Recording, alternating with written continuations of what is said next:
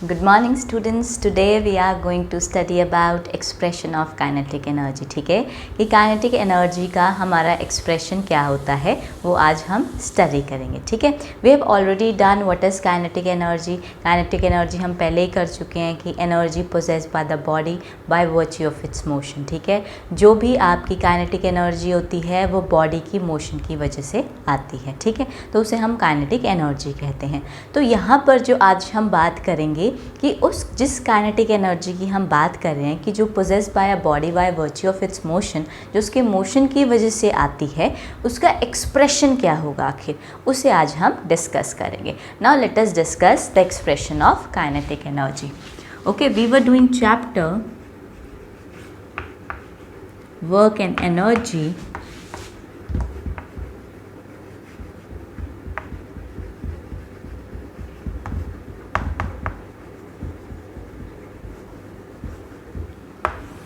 And today we will going to derive expression for kinetic energy. Expression for kinetic energy. Of kinetic energy.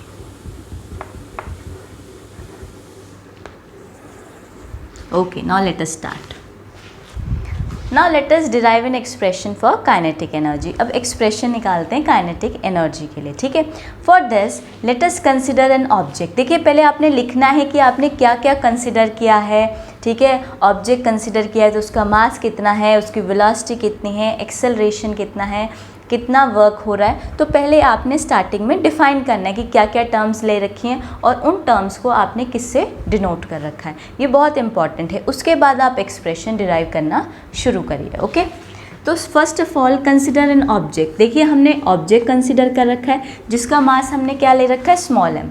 तो suppose आपके पास कोई object है, उसका मास क्या है, हमारे पास स्मॉल एम है. ठीक है, और वो ऑब्जेक्ट क्या कर रहा है, it is moving with uniform velocity. और वेलोसिटी हमने क्या सपोज किया, यूनिफॉर्म, और उसको हमने रिप्रेजेंट किया है आपका यू के साथ. ओके, अगर हम उसको डिस्प्लेस कर देते हैं, ऑब्वियस सी बात है, अगर उसे हम डिस्प्लेस करते हैं, सपोज वो डिस्प्लेस होता है कुछ डिस्टेंस एस तक, when a constant force F act on the it. ठीक है, तो ऑब्वियस सी बात है, कोई ऑब्जेक्ट है तो जिस डायरेक्शन में वो जा रहा है ऑब्जेक्ट, उसी डायरेक्शन में हम उसमें फोर्स अप्लाई कर देते हैं. तो ऑब्वियस सी बात है, वो अपनी पोजीशन से क्या हो जाएगा, डिस्प्लेस हो जाएगा. तो जितना डिस्टेंस वो डिस्प्लेस हो जाता है उसको हमने किससे रिप्रेजेंट कर दिया, एस से, कि let it now be displaced through a distance s when a constant force f acts on it in the direction of its displacement. ठीक है, तो फोर्स भी हमने उसी डायरेक्शन में लगा रखे जिस डायरेक्शन में आपका ऑब्जेक्ट क्या कर रहा है, डिस्प्लेस कर रहा है. अब देखिए, आपको पता है वर्क डन का फॉर्मूला आपको पता ही है, फोर्स इनटू डिस्प्लेसमेंट होता है. तो यहाँ से हम वर्क क्या कह सकते हैं, फोर्स को हमने एफ से रिप्रेजेंट किया है, डिस्प्लेसमेंट को एस से. तो आपके पास वर्क क्या आ गया, एफ इंटू एस. ठीक है, the work done on the object will cause the change in its velocity. और वैसी बात है, जो वर्क डन हुआ है उसकी वजह से उसकी वेलोसिटी में क्या आएगा, चेंज आएगा. तो कहता है, देखिए, इनिशियली जो हमने वेलोसिटी सपोज कर रखी थी यूनिफॉर्म, वो क्या सपोज की थी हमने, यू. तो ऑब्वियस सी बात है, वर्क डन हुआ तो उसकी वजह से आपकी वेलोसिटी में चेंज आएगा ऑब्जेक्ट की. अब जो वेलोसिटी में चेंज आ रहा है उसको हमने किससे रिप्लेस कर दिया, यू को रिप्लेस कर दिया वी से. ठीक है, तो जो आपकी चेंज थी, let the velocity change from u to v. तो हमने वेलोसिटी को किससे चेंज कर दिया, यू को वी से. And let it be accelerated through an acceleration of a. ठीक है, तो वहाँ पर हमने ए को क्या एज्यूम कर लिया, उसका एक्सेलरेशन. ठीक है, तो इसमें हमने सिंपल ये बताया कि हमने एक ऑब्जेक्ट ले रखा है जिसका मास हमारे पास m है, वो यूनिफॉर्म वेलोसिटी के साथ मूव करता है जिसकी वेलोसिटी हमने u अज्यूम की है. ठीक है, फिर हमने कहा कि वो कुछ डिस्टेंस डिस्प्लेस होता है, उस डिस्टेंस को हमने s से रिप्रेजेंट किया है अगर हम उसके ऊपर कांस्टेंट फोर्स अप्लाई करते हैं. ऑब्वियस सी बात है, अगर ऑब्जेक्ट के ऊपर फोर्स लगेगा तो वो अपनी प्लेस से डिस्प्लेस हो जाएगा, और उसी क्योंकि जिस डायरेक्शन में डिस्प्लेसमेंट हो रहा है उसी डायरेक्शन में हमने फोर्स अप्लाई कर रखी है. अब ऑब्वियस सी बात है, वर्क डन होगा, वर्क डन होता है फोर्स इनटू डिस्प्लेसमेंट। अब वर्क डन होगा तो वेलोसिटी में चेंज आएगा, तो जो वेलोसिटी में चेंज आता है तो वो वेलोसिटी की चेंज को हमने किससे रिप्रेजेंट किया है, u को हमने किससे रिप्रेजेंट कर दिया बाद में, v से, और a को हमने क्या कह दिया, a जो है आपका एक्सेलरेशन प्रोड्यूस है। ओके, अब देखिए we have derived 3 equation of motion. हमने जो आपका मोशन चैप्टर था उसमें 3 इक्वेशन ऑफ मोशंस डिराइव की थी, ठीक है। तो हमारी 3 इक्वेशन ऑफ मोशन कौन कौन सी थी, एक थी हमारे पास v is equal to u plus a t थी, एक आपके पास s is equal to u t plus half a t square थी, और एक इक्वेशन जो थी आपके पास that was v square minus u square equal to 2as। Okay, तो अब हम यहाँ बात कर रहे हैं कि ऐसी कोई रिलेशन है जहाँ पर हम इनिशियल वेलोसिटी और जो आपका फाइनल वेलोसिटी है और जो आपका ऑब्जेक्ट है एक्सेलरेट कर रहा है एक्सेलरेशन a के साथ और उसमें डिस्प्लेसमेंट हो रहा है s। ऐसे कोई रिलेशन है जिसमें आपका u भी हो, v भी हो, a भी हो और s भी हो, we will use that equation over here. तो ऐसी हमारे पास इक्वेशन जो थी वो ये वाली इक्वेशन थी, ठीक है। So we will write this equation, the relation connecting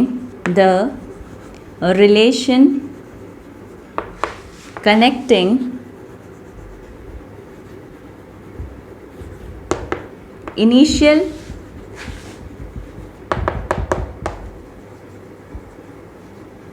velocity u and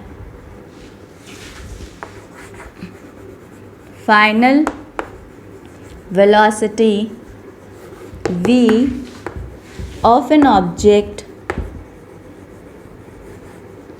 moving with uniform acceleration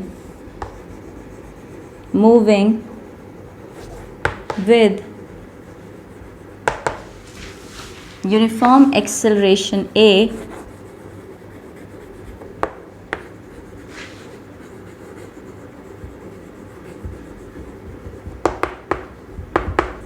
and the displacement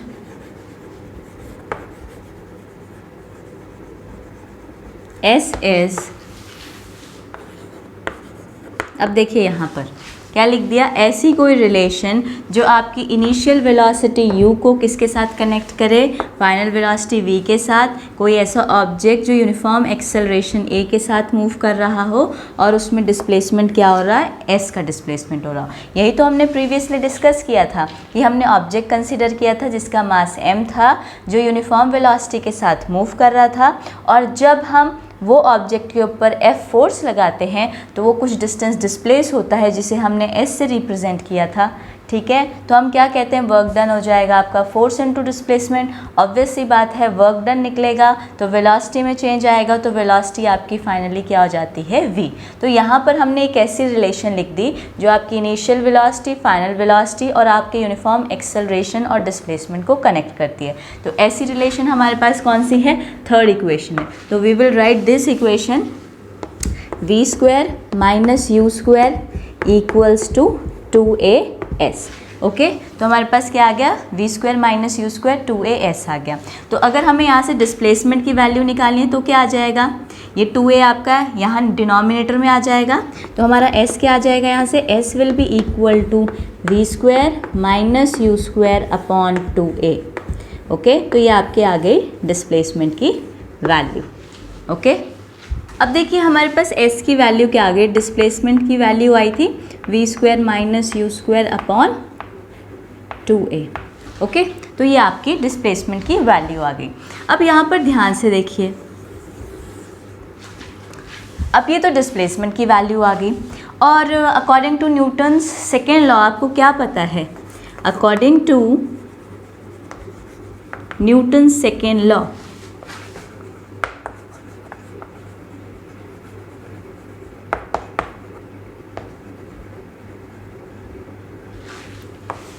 हमने एक्सप्रेशन निकाला था, एक क्या निकाला था, फोर्स क्या होता है आपका, मास इनटू एक्सेलरेशन होता है। ओके, तो यहाँ पर हम ये फॉर्मूला भी यूज़ करेंगे और आपका ये फॉर्मूला भी यूज़ होगा। एक्चुअली में निकालना हमें वर्क डन है।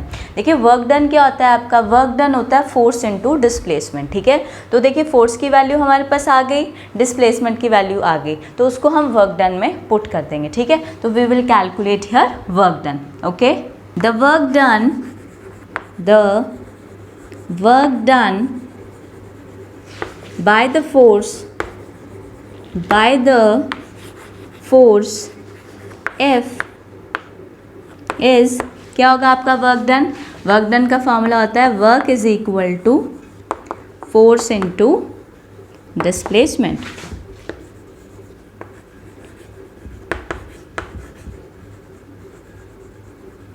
ठीक है, तो फोर्स को हमने F से डिनोट किया और डिस्प्लेसमेंट आपका क्या है? S है, और वर्क होता है आपका W। पुट द वैल्यूज, अगर आप वैल्यूज पुट करेंगे W इक्वल टू, फोर्स की वैल्यू क्या है आपके पास?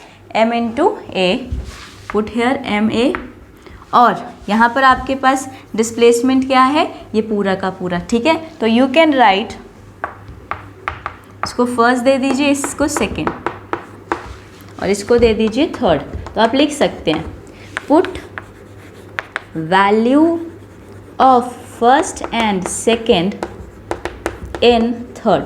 ठीक है, तो आप फर्स्ट इक्वेशन की और सेकेंड इक्वेशन की वैल्यूज़ कहाँ डाल दीजिए? थर्ड इक्वेशन में। तो क्या आ जाएगा? Work is equal to F की जगह हमने MA लिख दिया, और S की जगह हम क्या लिख देंगे? V² minus U² upon 2A।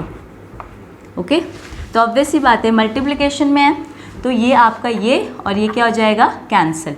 तो वर्क क्या आ गया आपके पास? MV² minus U² upon 2। Okay, now look over here, आप इसको इस तरह से भी लिख सकते हैं, और आप इसको हाफ को बाहर लेके आ सकते हैं, MV² माइनस U², ऐसे भी लिख सकते हैं। ठीक है, अब सपोज आपका जो इनिशियल वेलोसिटी है ऑब्जेक्ट की वो क्या है? 0 है। Okay, if the object is starting from its stationary position, if object is starting from stationary position, मतलब ऑब्जेक्ट आपका किस में है? स्टेशनरी पोजीशन पे है, शुरू वहाँ से कर रहा है, तो स्टेशनरी पोजीशन से स्टार्ट कर रहा है, तो ऑब्वियस सी बात है उसकी इनिशियल वेलोसिटी क्या हो जाएगी? उसकी इनिशियल वेलोसिटी यानी उसका u की वैल्यू क्या हो जाएगी? 0। ओके, अगर आपका ऑब्जेक्ट कहाँ पर स्टार्ट कर रहा है? अगर आपका ऑब्जेक्ट स्टेशनरी पोजीशन से स्टार्ट कर रहा है तो उसकी इनिशियल वेलोसिटी u की वैल्यू क्या आ जाएगी? 0। तो अगर हम इस इक्वेशन में u को 0 पुट कर देते हैं तो क्या आ जाएगा? W is equal to half MV² minus 0 का स्क्वायर, u की जगह क्या आ जाएगा? 0। तो यहाँ से हमारा एक्सप्रेशन क्या आ गया? Work done is equal to half MV²। तो यहाँ से आपकी वर्क डन की वैल्यू क्या आ गई? Half MV²। ओके, तो आपका वर्क डन क्या हो जाएगा? Work done will be equal to, work done will be equal to change in kinetic energy, change in kinetic energy. ठीक है, तो आपका वर्क डन किसके इक्वल होता है? आपके चेंज इन काइनेटिक एनर्जी के इक्वल होता है। जहाँ पर आपका u की वैल्यू क्या आ गई थी? 0, तो आपका वर्क डन क्या आ गया था? आपका work done was half MV²। Work is equal to half MV²। तो आप यहाँ से क्या कह सकते हैं कि काइनेटिक एनर्जी क्या आ जाएगी आपके पास? Kinetic energy will be equal to half MV²। ठीक है ना, क्योंकि हम ये कह रहे हैं कि देखिए जो चेंज होता है आपका वर्क, चेंज होता है, जो वर्क डन होता है वो इक्वल होता है आपका चेंज इन काइनेटिक एनर्जी के। ठीक है, तो यहाँ से वर्क डन क्या आ गया? Half MV²। तो इस वर्क डन को हम किससे लिख सकते हैं? KE से डिनोट कर सकते हैं। ठीक है, तो ये KE क्या है आपका? ये है kinetic energy. This is the kinetic energy of the body. ठीक है, जिसको हम क्या कह रहे थे? Kinetic energy is the energy possessed by the body by virtue of its motion, by the body by virtue of its motion। ठीक है, जो किसकी वजह से आती है? मोशन की वजह से आती है। ठीक है। तो काइनेटिक एनर्जी की वैल्यू क्या होती है आपके पास, हाफ mv², ठीक है। तो हमने इसको बहुत आसानी से निकाला। हमने कैसे निकाला, हमने इसके लिए सबसे पहले थर्ड इक्वेशन ऑफ मोशन लगाई, जो क्या होती है आपके पास v² minus u² equal to 2as होती है। सबसे पहले वहाँ से हमने s की वैल्यू निकाली जो आपका डिस्प्लेसमेंट है, तो वहाँ से s की वैल्यू क्या आ गई, v² minus u² upon 2a। Similarly हमें पता है कि न्यूटन का सेकेंड लॉ से फोर्स आता है m इंटू a के इक्वल, तो वहाँ से हमें आपकी थर्ड इक्वेशन से हमें मिल गई डिस्प्लेसमेंट की वैल्यू, और हमें सेकेंड इक्वेशन ऑफ मोशन से मिल गई किसकी वैल्यू, सेकेंड न्यूटन के सेकेंड लॉ से मिल गई फोर्स की value, that is mass into acceleration. दोनों वैल्यू को हमने सब्स्टिट्यूट किसमें किया, वर्क डन में। वर्क डन क्या होता है, फोर्स इनटू डिस्प्लेसमेंट। फोर्स की वैल्यू हमने m में डाल दी, डिस्प्लेसमेंट की वैल्यू डाल दी हमने v² minus u² upon 2a, ठीक है। यहाँ पर हमने क्या किया, एक्सेलरेशन से एक्सेलरेशन कैंसिल हो गया आपका, यह आ गया m v² minus u² upon 2, okay. अब ये चीज़ है, इसको हम हाफ है नीचे आपके, तो इसको हम ऐसे बाहर निकाल के भी लिख सकते हैं, तो ये बन जाएगा आपका half m v² minus u², ठीक है। अगर हम ये लेके चलते हैं कि आपका जो ऑब्जेक्ट है वो स्टार्ट कर रहा है किसी स्टेशनरी पोजीशन पे, तो ऑब्वियस सी बात है उसकी इनिशियल वेलोसिटी क्या हो जाएगी ऑब्जेक्ट की, 0। तो उसकी इनिशियल वेलोसिटी मीन्स उसकी u क्या हो जाएगा, वैल्यू 0। इसका मतलब तो यही हुआ ना, अगर आपका ऑब्जेक्ट शुरू कर रहा है किसी स्टेशनरी पोजीशन से, यानी स्टार्टिंग स्टेशनरी का मतलब है वो रेस्ट में था, तो शुरू में अगर आपका ऑब्जेक्ट रेस्ट में होता है तो उसको, उस वैल्यू को हम किससे रिप्रेजेंट करते हैं, 0 से। और आपका इनिशियल वेलोसिटी था, तो इसीलिए हमने u को क्या कर दिया, 0 पुट। तो यहाँ पर हमने u को 0 पुट कर दिया, तो ये आपका बन गया हाफ m v² माइनस 0 का स्क्वायर, तो ये बन गया work done is equal to half mv², ठीक है। और जो वर्क डन होता है वो आपका किसके इक्वल होता है, चेंज इन काइनेटिक एनर्जी के इक्वल होता है, ठीक है।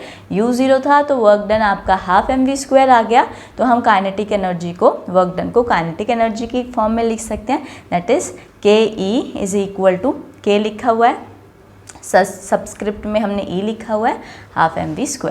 तो ये जो है ये वो आपकी एनर्जी है जो कोई भी ऑब्जेक्ट पोजेस करता है, किसकी वजह से, जो उसके मोशन की वजह से आती है, okay. So this is the expression of your kinetic energy, ठीक है, ओके। देखिए एक बात हमेशा याद रखिएगा, चाहे वो काइनेटिक एनर्जी है चाहे वो पोटेंशियल एनर्जी है, ठीक है, एनर्जी की जो SI यूनिट होती है वो आपकी क्या होती है, जूल्स ही होती है, ठीक है। तो काइनेटिक एनर्जी की SI यूनिट क्या होगी आपकी, joules, okay. So that is all about for today. If you are having any doubt anywhere, leave the comment below and do like and subscribe our channel. Thank you so much.